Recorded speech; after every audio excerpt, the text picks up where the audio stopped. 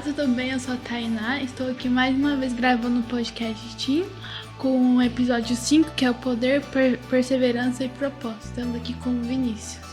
Oi, tudo bem? Eu, Vinícius, participando aqui mais uma vez dessa temporada. Eu sou o Vitor e estou mais uma vez também participando aqui juntamente com os meus amigos. E nossa convidada Sabrina, seja bem-vinda. Obrigada, primeira vez que eu participo com vocês. Estou feliz de estar aqui também. É uma honra ter você como nossa convidada de hoje. Obrigada. Você está escutando o podcast Team, uma iniciativa dos adolescentes da Igreja Adventista Central de São José dos Campos. Sabrina, você poderia orar para nós, por favor? Posso, vamos orar então. Querido Deus, muito obrigada por estarmos aqui entre amigos para recapitular mais uma lição e aprender um pouco mais também sobre a Tua Palavra. Fica conosco em nome de Jesus. Amém. Amém. O verso dessa semana se encontra em Mateus capítulo 5, versículo 11, que é: Felizes são vocês quanto que por minha causa sofrem. Sabrina, você poderia nos dar um contexto do que se trata esse versículo, por favor? Então, o contexto da nossa lição, ele passa ali pelos discípulos, né? Pós-Pentecostes, né? Quando o Espírito Santo tomou conta e fez com que eles tivessem algumas mudanças, né? Então, o que aconteceu ali? Curas, aconteceram milagres, aconteceram, assim, muitas pregações, então as pessoas se convertiam em massa. E o interessante também, eu lembrei de uma coisa que a gente pode ler também, que falava que a própria sombra de Pedro curava as pessoas. Então isso é bem interessante, né? E tudo isso, todo esse contexto, começou a despertar um pouco de ciúme dos líderes religiosos, né? Então eles já começaram a ficar, né? Já tinha um pouco disso, né?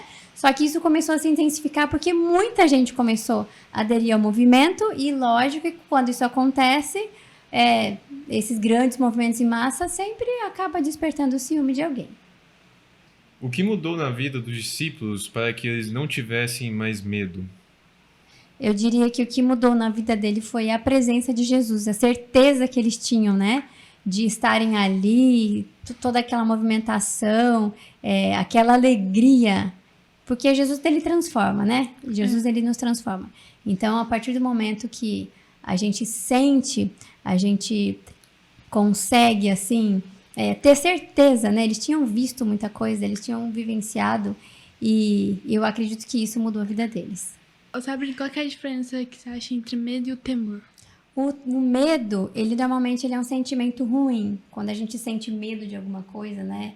É uma coisa que gera tristeza. E o temor, quando a Bíblia diz sobre o temor, ele já fala assim, sobre o temer a Deus, né? Sobre estar sobre a vontade de Deus, sobre se submeter a Deus. Então, seria mais ou menos essa diferença.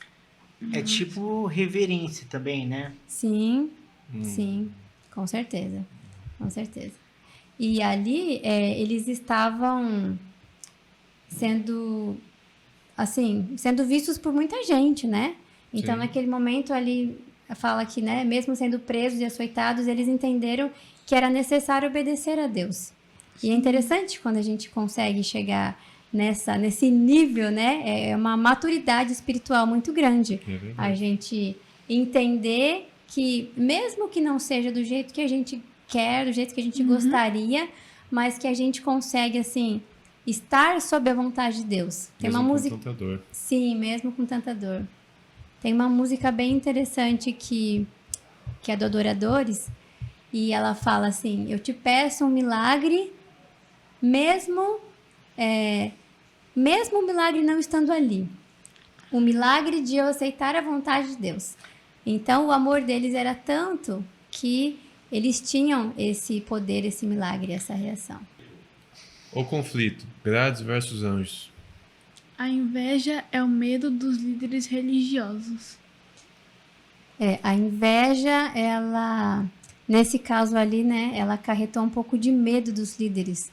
Porque desde quando Jesus surgiu, veio à Terra e começou o ministério dele, os líderes religiosos, eles tinham medo, porque eles achavam que Jesus ia vir e governar nessa Terra naquele momento. E a gente sabe que não é bem assim, que tem toda uma história, né, que tudo vai ter o seu tempo. Então, eles temeram ali. Eles temeram. Diferente do que a gente comentou, né? Seria como uma guerra, né? Quando você imagina que naquela época tinha grandes impérios, o otomano, o grego, ali de que alguém vai tomar seu lugar na hierarquia. Imaginavam que Jesus ia ser isso mesmo, mas não pensavam que ele seria um salvador, como dizia as profecias, né? Sim, Jesus já tinha ido embora, já tinha morrido, então de repente eles acharam, né, que aquilo ia acabar, mas não, aí voltaram os apóstolos e voltaram com força. Então isso resultou com certeza em um temor, um medo deles, né, que eles tinham, inveja, tudo mais. E o que resultou na prisão deles também, né, depois, mais tarde. Ali em Atos 5:12, eles falam ainda de alguns milagres, né? A Bíblia conta de alguns milagres que eles fizeram, algumas coisas assim, e que crescia mais a multidão. Então, como a gente já comentou, né? Os líderes começaram a ficar de olho, e ali no verso 18 já fala: prenderam os apóstolos e recolheram a prisão pública. Eles não queriam que eles fizessem nada, que eles pregassem, que eles falassem. Então, eles foram presos, mas como o nosso Deus é maravilhoso, né? E para tudo ele tem um jeito, para tudo ele consegue uma solução. No verso 19 já completa, né? Nosso próximo tópico. Assim, aí veio a intervenção divina. Ele pode, o anjo abriu as portas e ele deu uma ordem: vão e falem dessa vida. Que ordem foi essa? O anjo do Senhor fala aqui, ó, no verso 19. Mas de noite, um anjo do Senhor abriu as portas do cárcere e conduziu-os para fora. E lhes disse: ide e apresentando-vos no templo, dizei ao povo todas as palavras desta vida. É interessante, né? Ele solta, só que ele já dá uma ordem. Não é apenas soltar. Ele solta... Né? Isso, ele faz um convite, né? Para quê? Qual foi o convite dele? Falar dessa vida, pregar o evangelho. Sim, para que eles pudessem pregar o evangelho. E tendo ouvido isto, logo ao romper do dia, entraram no templo. E o que eles faziam no templo? Eles ensinavam. E o interessante é que eles continuaram pregando, né? Mesmo agora com o título de criminosos para as leis humanas, né? Sim. Aos olhos humanos, de alguns invejosos, né? E de algumas pessoas assim, eles eram criminosos. Mas aos olhos de Deus, eles eram pessoas transformadas que estavam pregando a palavra. E nós, quantas vezes, né? Não acontece com a gente também, de alguma situação em que você vê, aos olhos humanos, você parece louco ou você parece inconsequente, mas aos olhos de Deus você está fazendo aquilo que Deus planejou para você. A decisão. Mais importa obedecer a Deus do que aos homens. Atos 5:29. Acho que esse verso ele já diz tudo por si só, né? Já é um resumo geral, assim, do que a gente pode ver nessa história e na nossa história aqui também. Sim, sim. A lei humana, ela existe para que a gente possa obedecê-la. Só que a partir do momento em que ela desobedece a lei divina, a gente tem que obedecer a lei divina. Foi o que aconteceu, por exemplo, com Daniel e seus amigos, Sadraque, Mesaque, Abednego. Mas é realmente o que aconteceu com eles, né? São histórias diferentes, né? Às vezes Deus livra, às vezes Deus não livra. E às vezes, quando acontece alguma coisa, Deus vai lá e tira você de onde você está para algum propósito, né?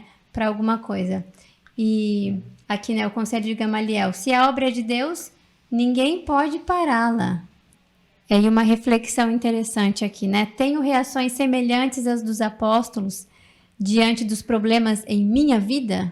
Ou seja, né, o que eu faço? O que você faz quando tem algum problema na sua vida? Você glorifica a Deus e vai em frente, né, Victor? Né, Tainá? É por isso. Interessante a gente pensar nessa situação. Sentar e chorar, né? Exatamente. Nós somos seres humanos, né? Tiveram pessoas que realmente, na Bíblia, que ficaram tristes, mas nesse caso, nessa lição, é pra gente respirar a fundo e a gente olhar e falar: olha, se eles conseguiram, eu também Consigo, isso mesmo. Você já vivenciou alguma coisa ou você se lembra de alguém que teve algum problema e que teve uma relação positiva ou negativa? Vocês lembram de alguma coisa? Tainá, Vinícius? A gente fala muito da questão sobre o sábado, né? Sobre os princípios, sobre bebida, sobre alguma coisa assim. Eu lembro uma vez que acho que tava no 7º ano, né? Eu estudo semana inteira, segunda a sexta, né? Aí mandaram mensagem pra minha mãe, falando que eu tinha que fazer uma prova no sábado, sabe?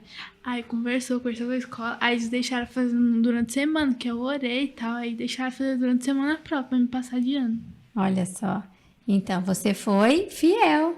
E naquele momento, Deus te abençoou e Deus te concedeu, como muitas vezes Ele consegue. Só que a gente tem provas também, né? Tem outras provações. No caso de faculdade, né? É muito comum. A gente passa muito nisso, nesse contexto de escola e tal. Eu demorei uns 2 anos a mais para me formar. Porque tinha matérias que só tinha na sexta-feira. E aí a gente não ia mesmo, né? E aí ficou para depois. Se a faculdade paga, você tem que pagar de novo, dependendo. Enfim, até encaixar uma aula que não seja sexta-feira à noite. Mas a gente faz tudo isso pela nossa decisão, né?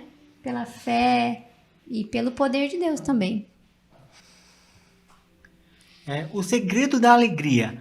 A reação estranha. Sair do açoite com alegria. Essa alegria... Eu acho que viver é uma alegria, né? É uma alegria muito grande. E essa vida, essa alegria, é só Jesus mesmo. Que consegue dar pra gente uma pessoa em sã consciência, lógico, uma pessoa plena, poder passar por isso, poder ser açoitado, poder ser jogado numa cova dos leões, como em outras histórias a gente viu, e sair dali com vitória, né, Vinícius? Com vitória. O contraste. Coisas do presente versus a eternidade. Ô, Vitor, você pode ler esse verso de Coríntios, por favor? Beleza. Coríntios 4, 17, 18. Vamos lá. Por isso, nossa leve e momentânea tribulação produz para nós um peso eterno de alegria, de glória, acima de toda comparação. Na medida que não olhamos para as coisas que se veem, mas para as coisas que se veem, porque as coisas que se veem são temporais, mas aqui não são eternas. Interessante. Tainá, quando você passou por aquela prova de não fazer a sua avaliação no sábado, você estava olhando para alguma coisa da terra ou você estava pensando em alguma coisa eterna? Eu acho que eterna também, né? Eterna. Porque senão você não teria coragem de fazer o que você fez, de deixar uma prova, né? De repente perder a nota, às vezes perder o ano. Quanta gente não perde tanta coisa, né? Mas a gente sabe que nesse mundo a gente vai perder mesmo, né, Vinícius? É assim mesmo. E a gente vai ganhar onde? No céu. No céu. As coisas são materiais, né? Como você disse, são tudo passageiro. O segredo da alegria. A reação estranha, sair do açoite com alegria. Que reação, né? Imagina, Vinícius, se você levasse uma surra por alguma coisa boa que você fez. Que coisa mais contraditória, né? Qual que seria a nossa reação? Seria de dor, né? De aversão à pessoa. Eu só ia ficar feliz se acontecer uma coisa tão ruim com a pessoa quanto ela fez pra mim. Essa é a nossa reação humana, né? Sim. Com certeza. Mas eles estavam ali vendo além daquele momento, né? A questão é o Espírito Santo que estava com eles. Estavam muito conectados. E tem um verso ali que complementa, né, Vitor? 2 Coríntios 4, 17 e 18. Beleza. Beleza, eu tô aqui com o versículo. Vamos lá. Porque a nossa leve e momentânea tribulação produz para nós um eterno peso de glória, acima de toda comparação, na medida em que não olhamos para as coisas que se veem, mas para as que não se veem, porque as coisas que não se veem são para as coisas que se veem são temporais, mas as que não se veem são eternas. Contraste as coisas do presente versus a eternidade. Que seria o versículo que o Victor falou, né? A eternidade e o presente. A eternidade seria o valor, além do que as coisas que a gente tem aqui, coisas físicas, né? Coisas materiais, seria algo que nos desse algo sem valor, né? Como o céu. As coisas que a gente pode ter lá é algo sem preço mesmo. Aquilo que é eterno, né? Eterno. Que não acaba.